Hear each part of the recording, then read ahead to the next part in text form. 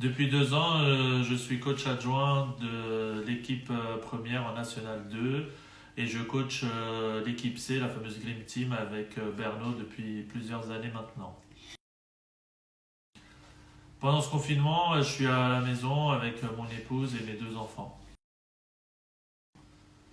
Le plus dur, c'est la vie sociale, ne pas pouvoir se retrouver en famille, entre amis, avec les potes.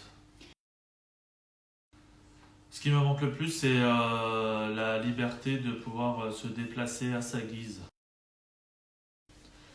La reprise en N2, je dirais le plus affûté, Vico, parce que c'est naturel chez lui. Le moins affûté, il va y avoir du monde, mais comme ça, je dirais Marwan.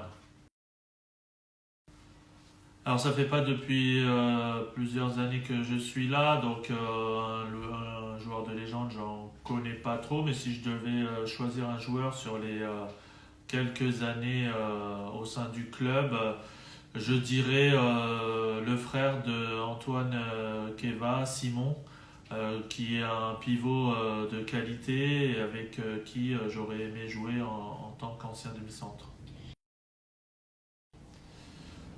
J'ai pas de joueur préféré. Le collectif, pour moi, c'est l'essentiel. Mais s'il fallait vraiment faire un choix, je dirais 2 joueurs, Jean et Greg.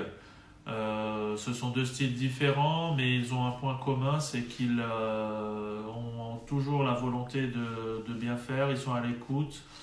Ils veulent toujours améliorer leur jeu pour le mettre au service du collectif. Pour moi, Jean, c'est un état d'esprit irréprochable et Greg, un cœur vert indéniable.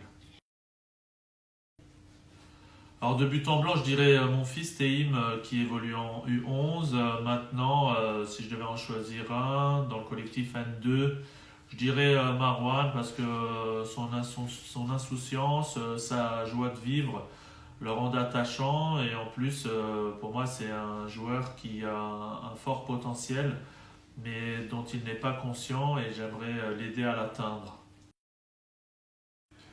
Je regarde des séries TV sur Netflix. Alors pour me maintenir en forme, avec mon fils, on fait du renforcement musculaire, un peu de crossfit 2 à 3 fois par semaine. Le plus fou pour moi, c'est Mousse en équipe C. Il a une folie qui est communicative et fédératrice. Et quand vous avez un joueur, une personne avec ce grain de folie dans un groupe, ben, ça rend les gens heureux. Le plus râleur, il y a quelques années, je pouvais me compter dans le top 5. Maintenant, je dirais en équipe C, Jérôme Le Toubib ou Bob Ditaz, 2 bons râleurs. Et puis en équipe première, il y en a, mais je tairai les noms. Oh, qui s'habille le mieux, je dirais Johan Albert, le beau gosse de l'équipe C. Le plus technique, c'est Anthony Cazer. Je partirai avec Kit, Georges, Majid, parce qu'avec eux, je suis sûr d'en revenir en bon état.